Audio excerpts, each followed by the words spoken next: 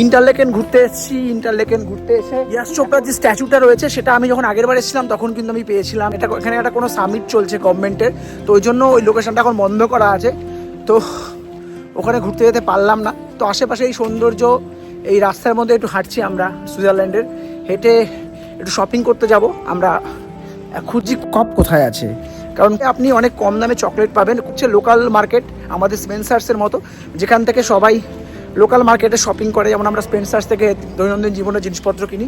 তো ওখান থেকে আপনি যদি নেন তাহলে ওদের রেট যেটা রয়েছে নর্মাল রেট সেটা রয়েছে, আর অন্য জায়গা থেকে আপনি ট্যুরিস্ট রেটে অনেক বেশি পড়ে যায়। তো খুঁজছি, অনেককে জিজ্ঞাসা করছি, সব এগিয়ে যেতে বলছে। প্রায় অনেকটা আমাদের বাস যেখানে রয়েছে সেখান থেকে প্রায় অনেকটা এগিয়ে গেছি। তো হ্যাঁ 2-3 কিলোমিটার হেঁটে ফেলেছি। তো এখনও বলছি যে ইউথ হোস্টেলের পেছন দিকে রয়েছে, তো ওই ইউথ হোস্টেল দেখতে পাচ্ছি সামনে রয়েছে। তো আমরা হাঁটছি, এখন হাঁটতে দেখা যাক কোথায় আছে, খুঁজে বেড়াচ্ছি। চলুন সঙ্গে থাকুন। তবে এখানকার পরিবেশটা আমার খুব ভালো লাগলো, সুন্দর সাজানো গোছানো। ইন্টারলেকেন তো খুব সুন্দর জায়গা, কিন্তু আমি আগের বার এসেছিলাম, কিন্তু এমন জায়গায় নামালো আমি ঠিকভাবে দেখাতে পারলাম না ওকে সৌন্দর্যটা। ইয়াশ চোপড়ার স্ট্যাচুটাও দেখাতে পারলাম না।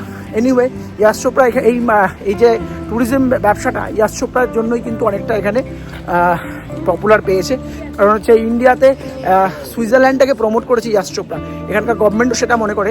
তাই জন্য ইয়াশ চোপড়া কিন্তু ওখানে মূর্তি ওরা বানিয়ে দিয়েছে, মূর্তি ওখানে দিয়ে ওরা শ্রদ্ধা জানিয়েছে যে এখানকার ট্যুরিজম মার্কেটটাকে ইন্ডিয়াতে এত পপুলার করবার জন্য।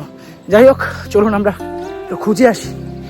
আসলে মজার ব্যাপারটা ছিল, ট্যুর ম্যানেজার কোনোভাবেই চাইছিল না যে আমি কপ থেকে চকলেট কিনি। উনি যেরকমভাবে যে দোকানগুলো দেখিয়ে দিচ্ছে সেই দোকান থেকে নেওয়াটাই ওনার জন্য শ্রেয়, কারণটা আপনারা বুঝে নিন। কিন্তু আমি যেহেতু আগেও একবার গিয়েছি এবং আমার অভিজ্ঞতা আছে যেহেতু স্বল্প দামে কিন্তু বেস্ট প্রোডাক্টটা পাওয়া যায়, তো আমি তো আর কপ ছাড়া নেব না। তো ওনার বিপক্ষে গিয়ে আমি বেশ খানিকটা খুঁজে গুগল ম্যাপ, লোককে জিজ্ঞাসা করে বিভিন্নভাবে কিন্তু আমি পৌঁছে গিয়েছিলাম।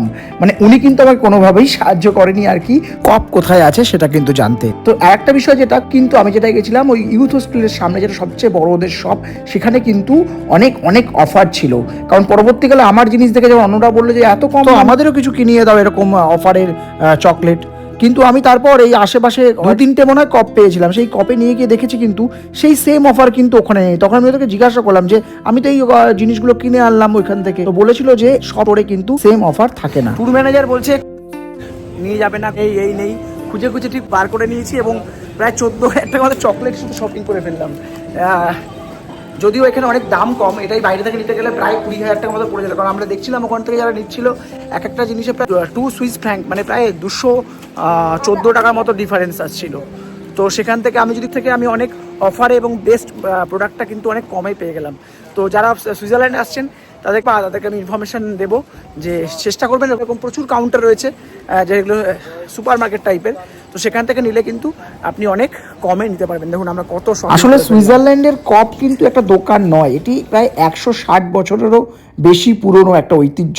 1864 সালে কিন্তু যাত্রা শুরু হয়েছিল। এটি একটি কোঅপারেটিভ অর্গানাইজেশন যার সদস্য সংখ্যা প্রায় 25 লক্ষেরও বেশি। আপাতত চকলেট কেনার ভিডিওটা এখানেই শেষ করলাম, দেখা হবে পরের ভিডিওতে। ততক্ষণের জন্য সঙ্গে থাকুন, দেখতে থাকুন, আর অবশ্যই চ্যানেলটাকে লাইক, সাবস্ক্রাইব আর ফলো করতে ভুলবেন না।